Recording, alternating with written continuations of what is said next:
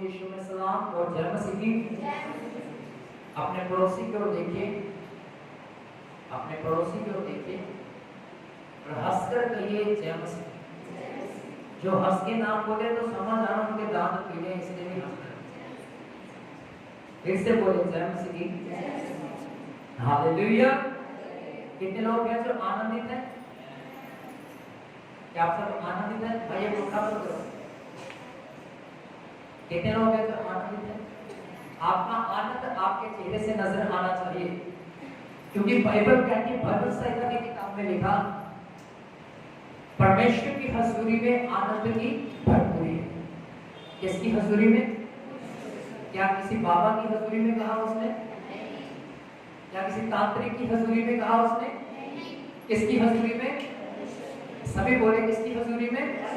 परमेश्वर की हजूरी में आनंद की भरपूरी है। Hallelujah, hallelujah. अब बताइए कितने लोग हैं जो आनंदित हैं?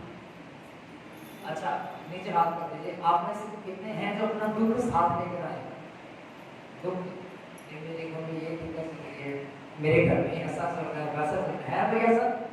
या आप खुद हैं कि आपके जीवन में कोई बीमारी है, दुख है, कलेश है, ऐसा है कोई? अपना हाथ उठा सकते अगर है कोई ऐसा? तो मैं आज आपको बता देना चाहता हूँ, आप ऐसे ही सेम वापस नहीं जाएंगे यीशु के नाम से। आमीन, हालेलुया। जब हम रात को 1:30-2 बजे सोए प्रार्थना करके इस जगह पर 3-4 भाई थे हम। मैंने भाई को देश को बोला कि भाई आप कल बड़े बड़े काम देखोगे इसमें। ऐसे बोला था ना भाई? क्या बोला था? खड़े होकर बताइए जरा।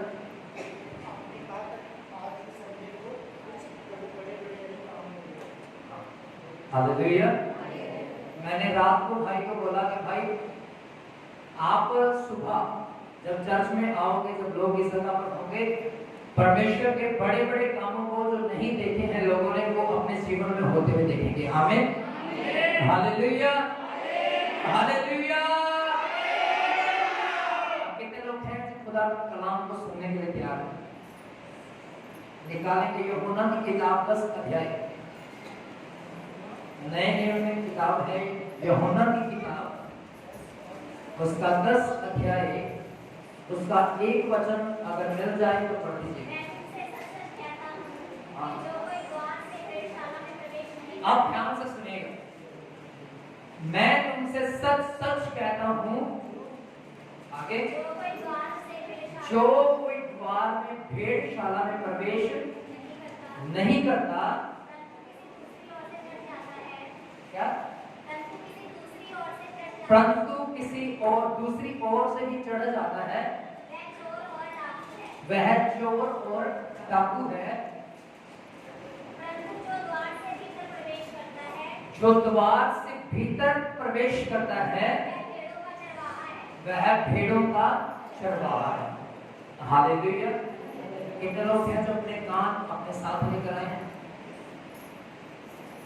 सभी के कान साथ हैं? आवाज मेरी सुनाई दे रही सभी को? हालेलुया। जिसके पास 2 हाथ नहीं है, वो हाथों को नीचे रख के बोलेंगे हालेलुया। मैंने बोला जिनके पास 2 हाथ नहीं है वो दोनों नीचे रख ले, और जिनके पास 2 हाथ है वो दोनों हाथ उठाकर बोलेंगे हालेलुया।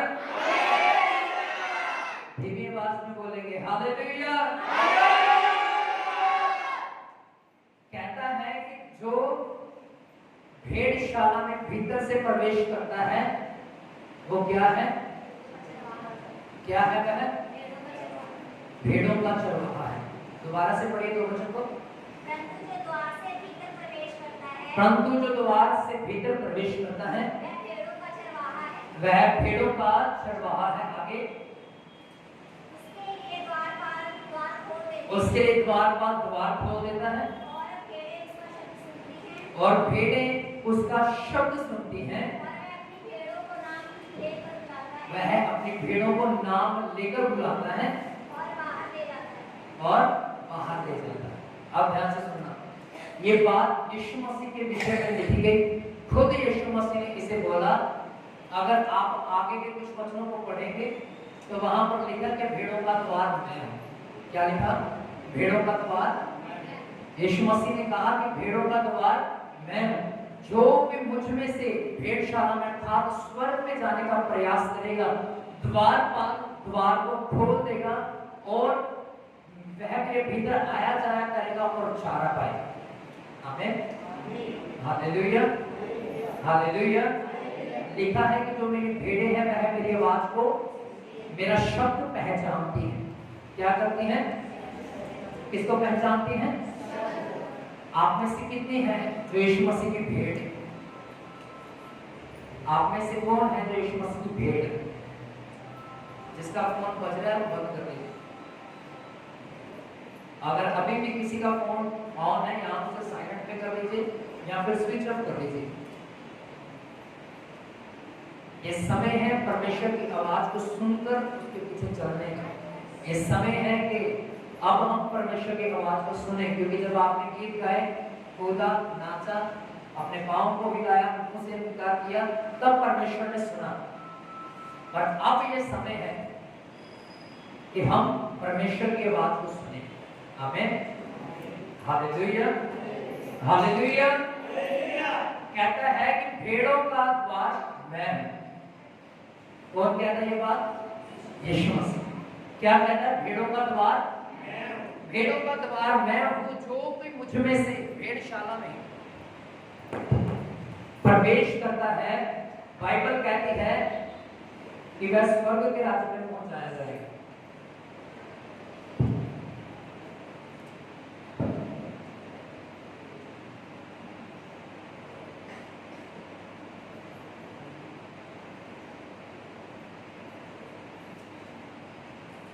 Hallelujah, hallelujah. कहता कि भेड़ों का द्वार मैं हूं, जो भी मुझ में से प्रवेश करता है वह स्वर्ग तक जाएगा और चारा पाएगा। एक वचन मैं इसी का आपके लिए पढ़ूंगा, यूहन्ना 10 की 9 वचन में लिखा, द्वार मैं हूं, यदि कोई मेरे द्वारा भीतर प्रवेश करे तो वह उद्धार पाएगा, भीतर बाहर आया जाया करेगा और चारा पाएगा।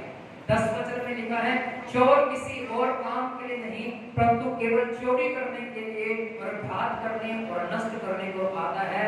मैं इसीलिए आया कि वे जीवन पाए और बहुतायत का जीवन पाए। आमीन। अब सभी के ऊपर देखिए, मेरी तरफ देखिए, कोई नीचे से ऊपर करके नहीं बैठेगा, सभी मेरी तरफ देखिए। अगर ऊंचा लग रहा है तो मैं नीचे आ रहा हूं, दिक्कत तो नहीं होगी ऊपर देखने में, पीछे वालों को तो नहीं होगी पर आगे वालों को। Hallelujah, hallelujah. अपने पड़ोसी की ओर देखिए और कहिए, यीशु मसीह ने कहा भेड़ों का द्वार मैं हूं। और अब फिर से अपने पड़ोसी को कहें, आज से हम यीशु मसीह में से होकर भेड़शाला में अर्थात स्वर्ग में प्रवेश करेंगे। आमीन, आमीन। कहां से होकर? यीशु मसीह में से होकर। आपको पता है यीशु मसीह वह पर्दा है, वह यीशु मसीह एक ऐसा पर्दा है। बच्चों को पीछे भेज दूंगा, ये 4 बच्चों को पीछे ले जाऊंगा।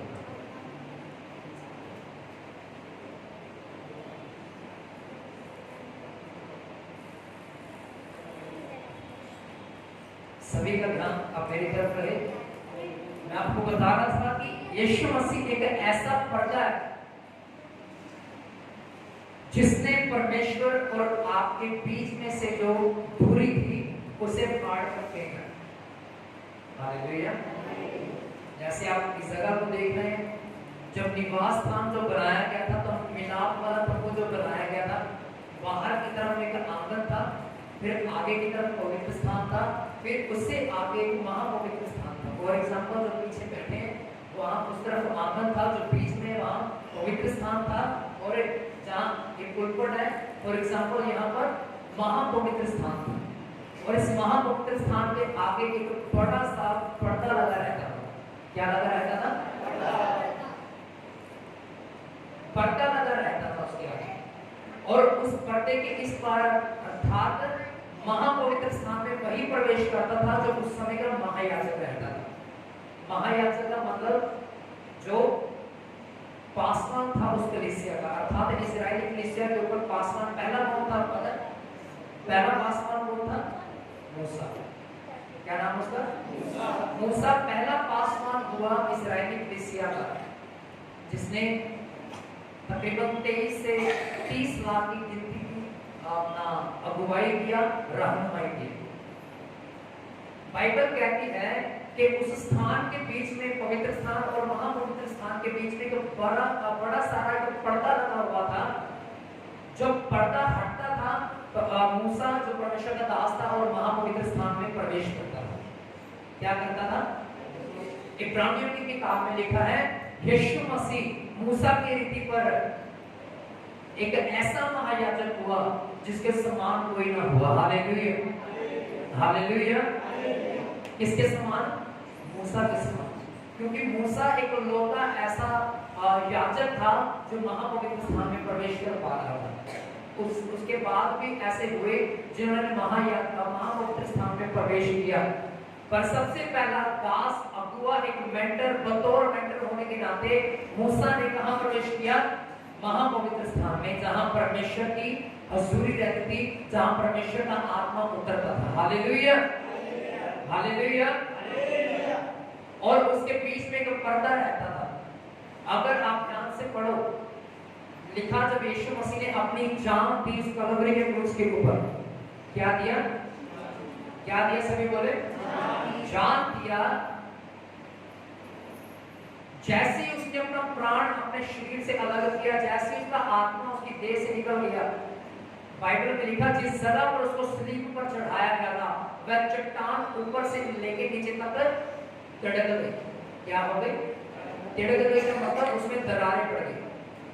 और महापवित्र स्थान जो तकरीबन 7 से 8 किलोमीटर दूर था, उस पहाड़ से उसका पर्दा बीच में से फट गया। हालेलुया। क्या हो गया? क्या हो गया? वह पर्दा बीचों बीच फट गया। अब ना तो महापवित्र स्थान रहा, ना पवित्र स्थान रहा, और ना अब आंगन रहा। आप डायरेक्ट बाइबल कहती है यीशु मसीह के लहू के वसीला से हम सीधा जाके परमेश्वर के सामने गुनाहों की माफी मांग सकते हैं। क्योंकि पहले समय में ऐसा नहीं होता था। जो कर्मचारी थे, जो इस्राएली थे, आंगन में रहते थे। पवित्र स्थान में यहोशू खड़ा रहता था, महापवित्र स्थान में लहू को लेकर मूसा जाया करता था, या हारून पवित्र स्थान में रहता था। महापवित्र स्थान में जब मूसा आता था, इस्राएलियों के लिए पाप की माफी मांगता था, पापों की क्षमा मांगता था, और परमेश्वर उस बकरे के लहू के, भेड़ के लहू के द्वारा इस्राएलियों के पाप माफ करता था। पर अब गुनाहगार के लिए रास्ता खुल गया।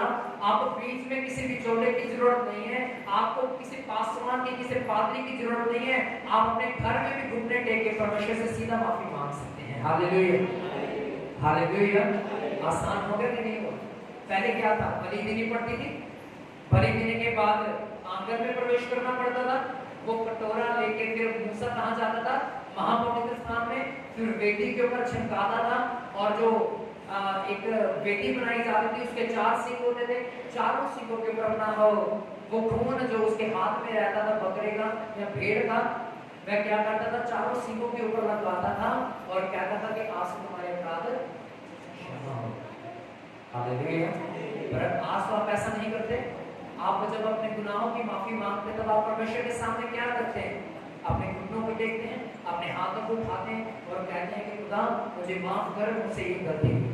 और ये इसीलिए पॉसिबल हुआ, इसीलिए संभव हुआ क्योंकि यीशु मसीह ने क्रूस के ऊपर अपनी जान को देके मंदिर का पर्दा ऊपर से लेके नीचे तक फाड़ डाला। हालेलुया।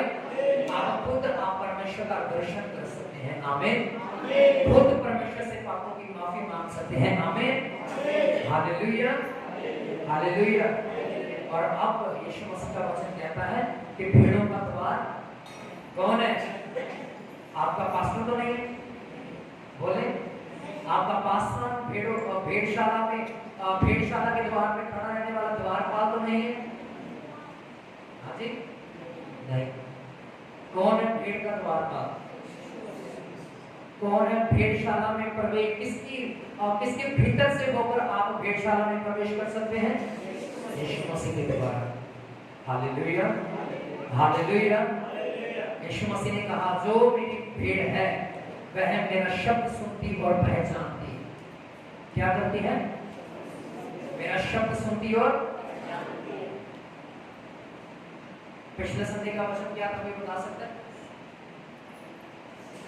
और कोई है ऐसा जो जिसे याद हो? कितने लोग संडे आए थे पिछले संडे? ऊंचा हाथ उठाइए तो आए थे। क्या आपको पिछले संडे का वचन याद है जो इस जगह पर बोला गया था?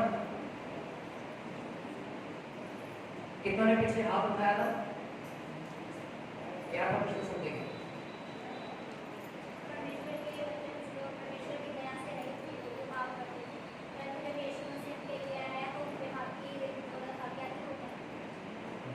और विवेक भाई,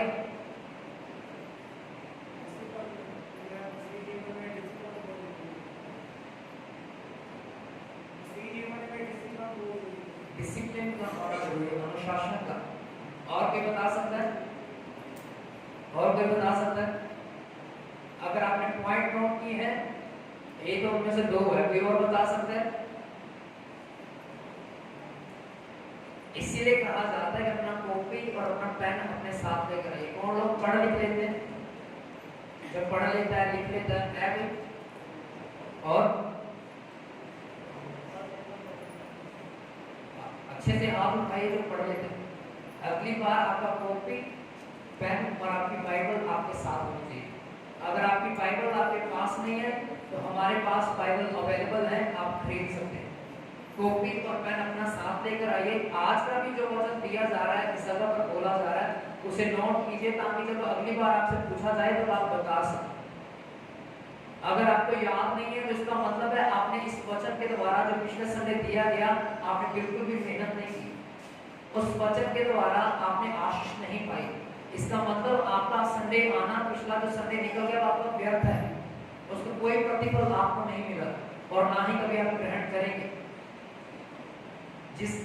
जो व्यक्ति परमेश्वर के कलाम को याद नहीं रख सकता है, याद रखिए वह व्यक्ति कभी भी आशीषित नहीं हो सकता है।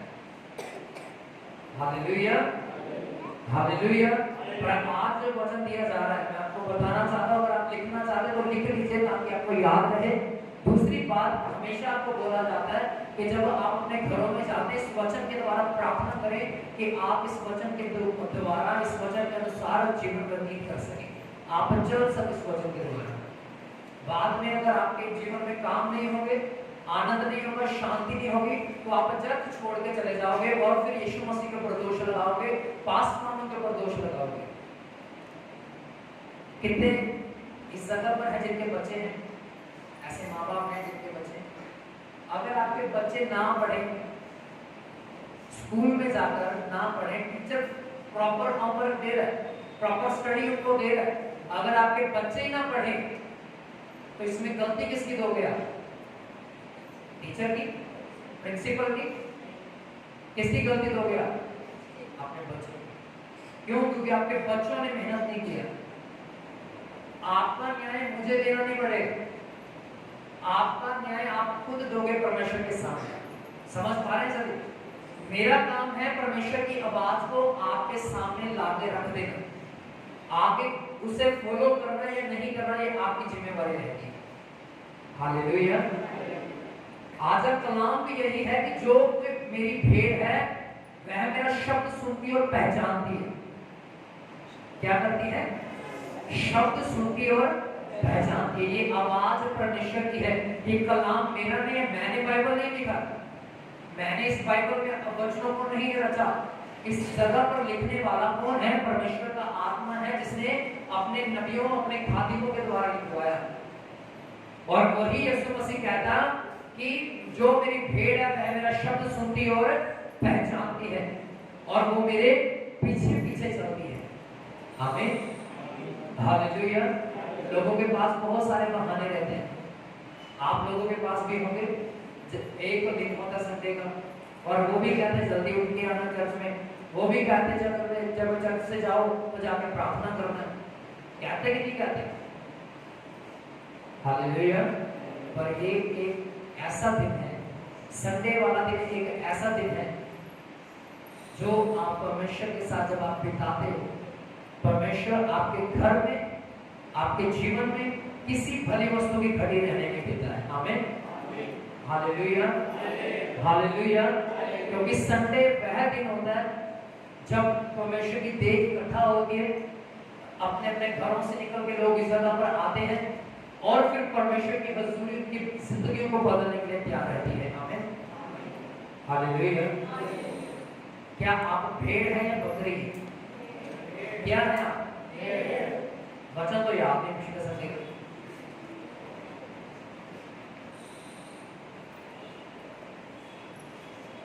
इनको भी याद नहीं होना था क्योंकि उन्होंने लिख के रखा था, शायद इसलिए याद। अगर आप लिख रहे हैं अच्छी बात है, पर सबसे ज्यादा अच्छी बात ये है कि आप बिना लिखे अगर आप याद कर सकते हैं, अपनी मेंटालिटी को रख सकते हैं, स्ट्रॉन्ग रख सकते हैं, याद रख सकते हैं, तो ये सबसे अच्छी बात है।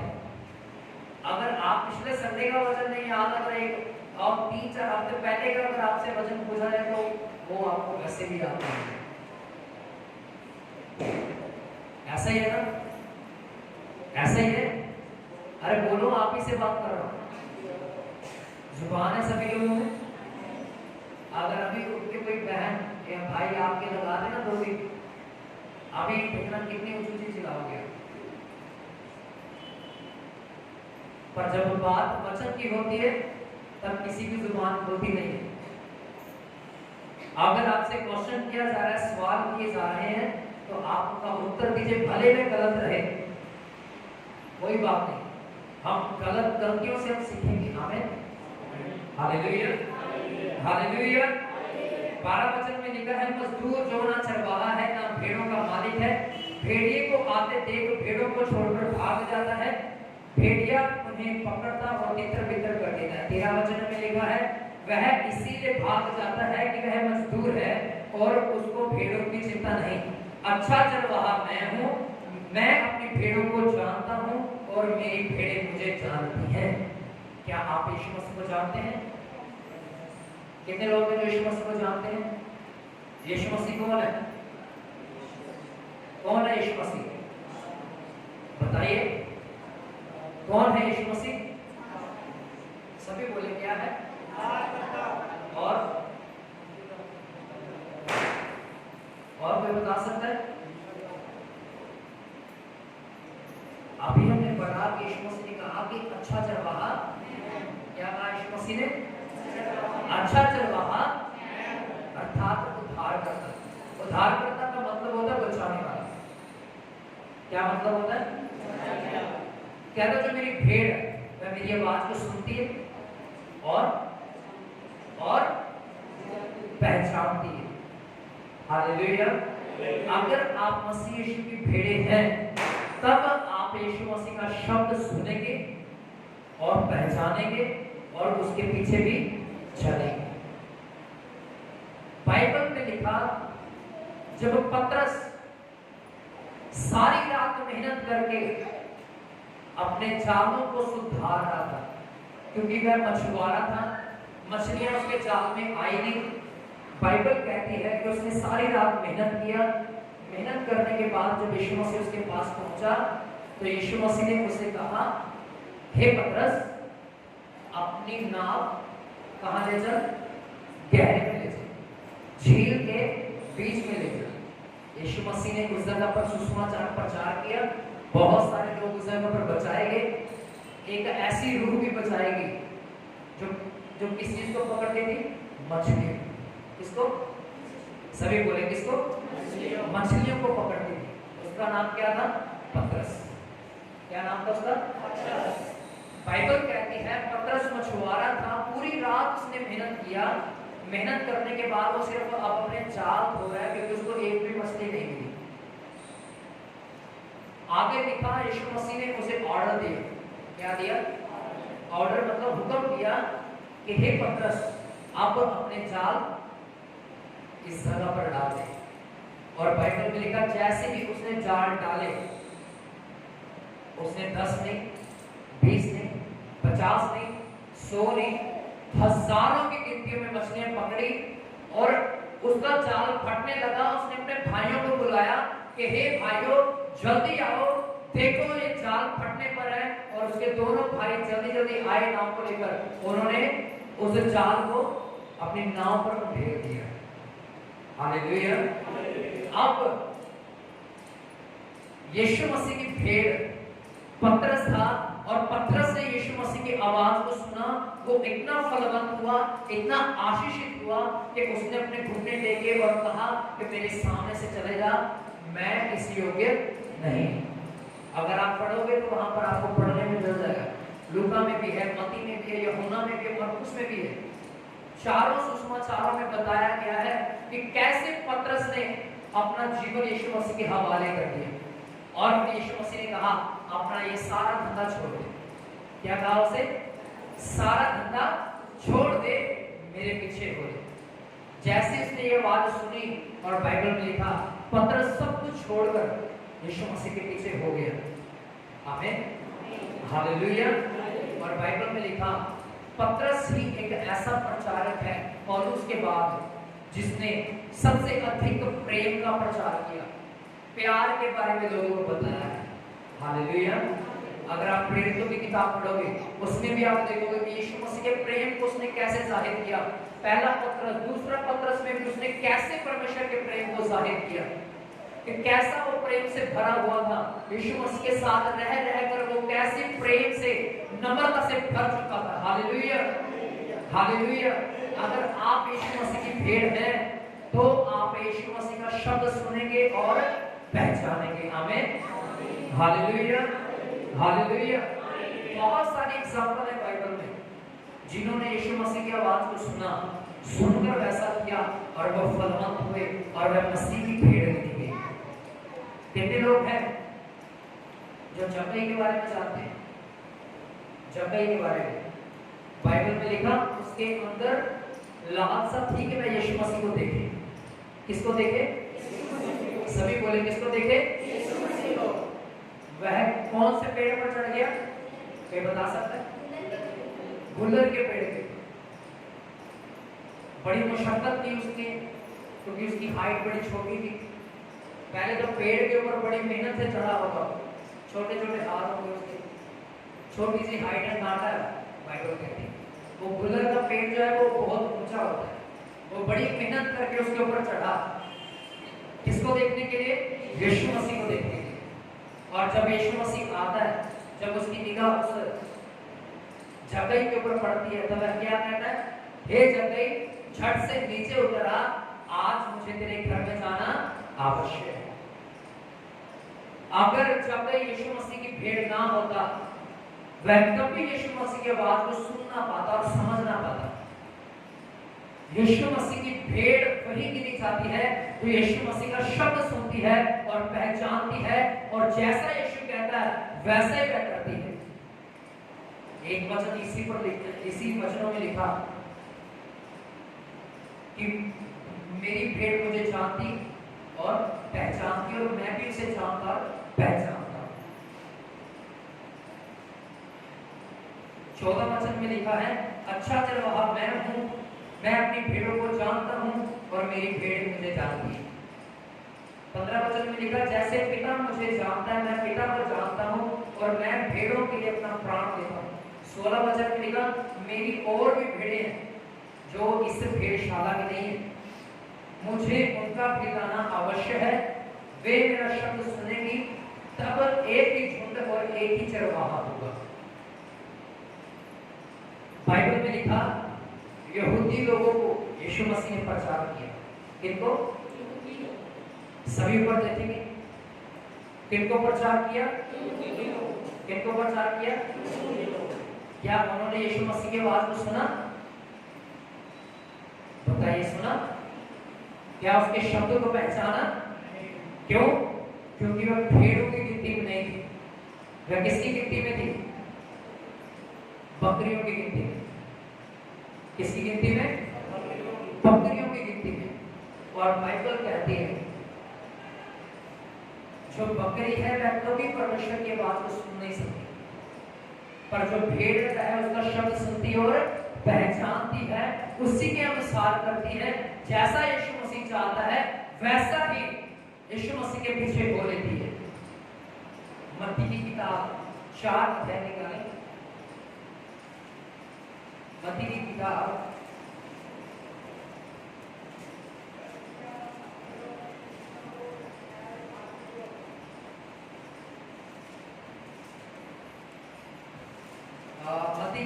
3 अध्याय उसके 11 वचन में मैं आपके लिए पढ़ूंगा। क्या लिखा है?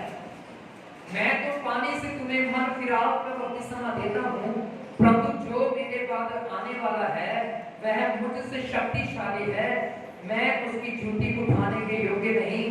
वह तुम्हें पवित्र आत्मा और आग से बपतिस्मा देगा।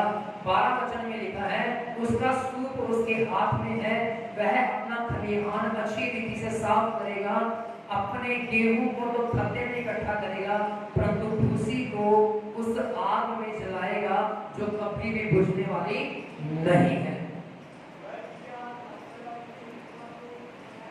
किसको खत्ते में इकट्ठा करेगा? किसको खत्ते में इकट्ठा करेगा? बता सकता है? Hallelujah, hallelujah. कितनों के पास खेत है? आपके गांव में आपके खेत है, जब वहां पर आप गेहूं को काटते हैं, जब फसल कटने वाली होती, क्या आप गेहूं को ऐसी फेंक देते हो या संभाल कर रखते हो? क्यों क्यों संभाल के रखते हैं गेहूं को?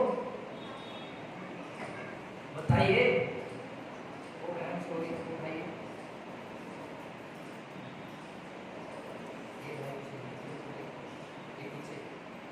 भाई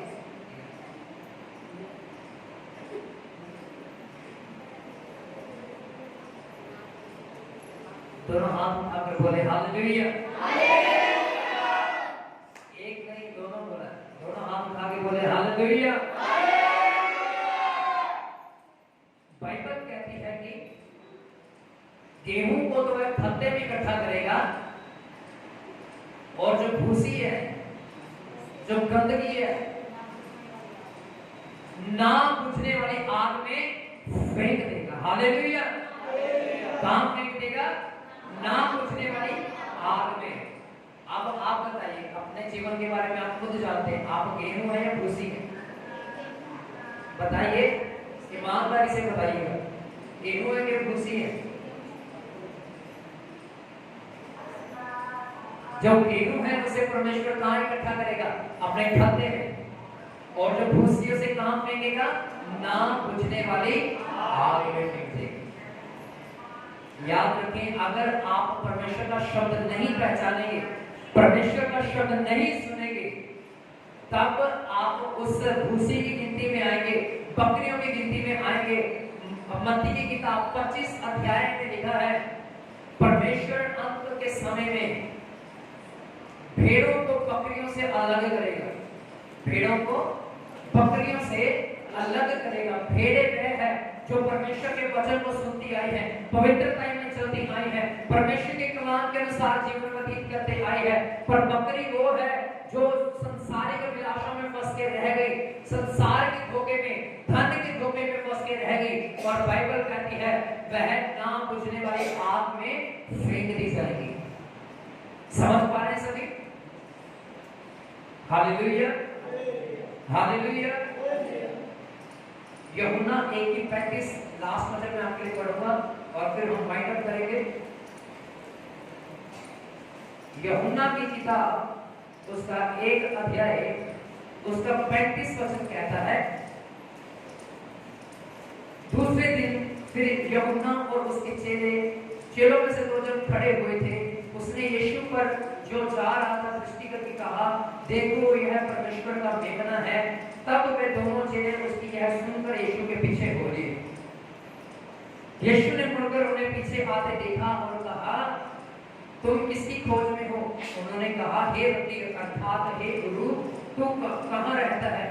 उसने उनसे कहा, अर्थात यीशु ने उन चेलों से कहा, चलो तो देख लोगे। तब उन्होंने जाकर उसके रहने का स्थान और उस दिन उसके साथ रहे। यह 10वें घंटे के लगभग था। बाइबल में लिखा यूहन्ना के चेले खड़े हुए थे यूहन्ना के पास, और वो क्या कर रहे थे? परमेश्वर के कलाम में से सीख रहे थे यूहन्ना से। और यीशु मसीह जब उनके सामने से निकला, बाइबल में लिखा यूहन्ना ने कहा, देखो वह जगत का मेमना है। वह दोनों चेले यूहन्ना को छोड़ यीशु के पीछे बोले, और यीशु मसीह ने उन्हें मुड़कर देखा और कहा, भाई तुम किसकी खोज में हो? उन्होंने कहा कि हे गुरु अर्थात हे रब्बी, तू कहाँ रहता है? उसने कहा, मेरे पीछे चलो तो तुम देख लोगे। आपको पता है यीशु मसीह कहाँ रहता था? कोई बता सकता है कहाँ रहता था यीशु मसीह? कहाँ? उस पहाड़ का नाम क्या है? जैतून का पहाड़। जैतून का पर्वत भी उसको बोलते हैं। जैतून के पहाड़ के ऊपर यीशु मसीह रहता था। इसीलिए कहा कि आकाश के पक्षियों के भट और बसेरे हैं, पर मनुष्य के पुत्र को अर्थात खुदा के पुत्र को सिर करने की जगह भी नहीं है। हालेलुया। यीशु मसीह के पास उसका खुद का घर नहीं था। जो घर था अपने माँ बाप का घर छोड़कर वह सेवकाई में उतर गया। सेवकाई में जब वो उतरा, उसने तंगियों को फेस किया, मुश्किलातों का उसने सामना किया। उसके पास छत नहीं थी, जैतून के पर्वत पे सोता था वह। उसके चेले भी उसी जगह पर रहते थे। जब वह सोता होगा, उसके कंकर चुभते होंगे पीठ पर, चुभते होंगे कि नहीं चुभते होंगे? क्योंकि पहाड़ कभी चपटा नहीं रहता है, बहुत तिरछा रहता है। बाइबल कहती है कि वहां पर सोते थे, वहां पर उन्होंने जगह बनाई होगी रहने के लिए, वहां पर ही वह रहा करता था। जैतून पर्वत के नीचे लोग आकर बैठते थे, हजारों की गिनती में यीशु मसीह के पास जब लोग आते थे, यीशु मसीह उन्हें प्रचार करता था। पर वही लोगों ने यीशु मसीह को कहा कि बरअब्बा को हमारे लिए छोड़कर यीशु मसीह को सलीब पर चढ़ाओ। वह भेड़ों की गिनती नहीं थी, वह बकरियों की गिनती थी। हालेलुया।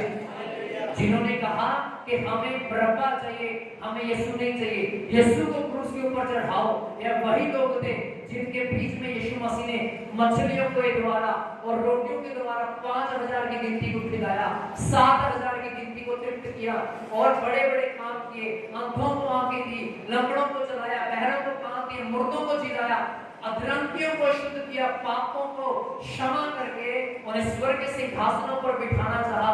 पर उन्हीं लोगों ने क्या कहा? हमारे लिए बरअब्बा को छोड़ दे, पर यीशु मसीह को कहां चढ़ा दो? सूली पर चढ़ा दो। वह किसकी गिनती में थे? बकरियों की गिनती में। उन्होंने परमेश्वर के वचन को सुना तो जरूर, पर पहचाना, परमेश्वर की आवाज को सुना तो जरूर, पर पहचाना नहीं।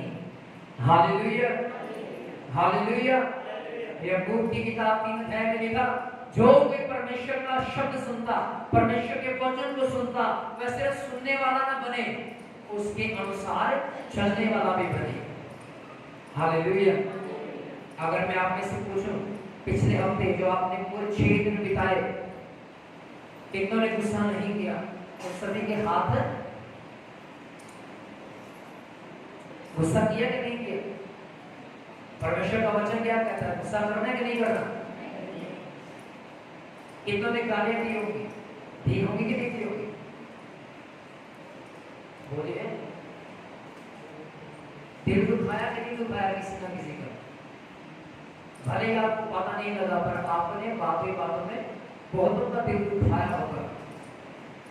बाइबल कहती है, हाय उस मनुष्य के ऊपर जिसके कारण किसी व्यक्ति को ठोकर लगती है, ठेस लगती है। बाइबल क्या कहती है इसको? हाय उस मनुष्य के ऊपर, अर्थात लानत है उस मनुष्य के ऊपर जिसके कारण किसी दूसरे व्यक्ति को ठेस पहुंचे, दुख पहुंचे। इसीलिए याद रखें, किसी को हर्ट करना, किसी का दिल दुखाना, अकॉर्डिंग टू बाइबल ये पाप है। क्या है? Hallelujah, hallelujah. इसका मतलब है हमने परमेश्वर की आवाज को सुना तो जरूर, पर पहचाना अगर हम पहचान गए होते तो हम किसी का दिल भी ना दुखाते, किसी को हर्ट ना करते, किसी को गाली ना देते, किसी को ऊंची आवाज में ना बोलते, पाप ना करते, व्यभिचार में ना पड़ते, चुगली ना करते, निंदा ना करते। ये सब पाप है, बाइबल कहती है। आमीन, हालेलुया, हालेलुया। कितने लोग समझ पा रहे हैं? जो मसीह यीशु की भेड़ है वह क्या करती है? परमेश्वर की आवाज को सुनती और सभी बोले सुनती और पहचानती है। अगर आप सिर्फ सुनने वाले हैं तो मैं आपको बता देना चाहता हूं, आपके लिए भेड़शाला का द्वार बंद है। भेड़शाला अर्थात स्वर्ग का द्वार आपके लिए बंद है। अंत में आप कहोगे कि प्रभु जी मैंने तो उसके लिए प्रार्थना की थी और चंगा हुआ था, आपने तो कहा जो कोई मेरे पर विश्वास करेगा उसके साथ यही चीजों के बड़े बड़े काम करेगी, दुष्ट आत्माओं को निकालेंगे। वो कहेगा मैं तुझे नहीं जानता। क्या कहेगा? क्यों? क्योंकि तूने मेरे वचन को नहीं जाना, तूने मेरी आवाज सुना तो जरूर पर मुझे पहचाना नहीं है। हालेलुया। आइए सभी अपनी आंखों को बंद करें। जो आज के वचन को समझ पाए अपने घुटनों पर आ जाइए अंगीकार के साथ, अपने हाथों को आसमान को उठाएं।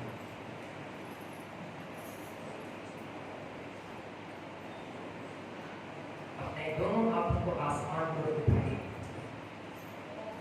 और मेरे पीछे अंगीकार करिए। यीशु मसीह, आज मैंने जाना, आज तक मैं तेरी आवाज को सिर्फ सुनते आया। आज मुझे अनुग्रह दीजिए ताकि मैं आपकी आवाज को पहचान सकूं। यीशु मसीह मुझ पर दया कीजिए ताकि मैं आपकी आवाज को सुनकर पहचान कर आपके पीछे चलने वाला बनूं और स्वर्ग के राज्य में अर्थात भेड़शाला में प्रवेश करूं। द्वारपाल मुझे देखकर स्वर्ग के दरवाजों को, भेड़शाला के द्वारों को खोल दे। यीशु मसीह मुझ पर दया कीजिए ताकि मैं आपकी आवाज सुन सकूं और पहचान सकूं। यीशु के नाम में आमीन, आमीन, हालेलुया, हालेलुया। सोने वाले बोलेंगे हालेलुया।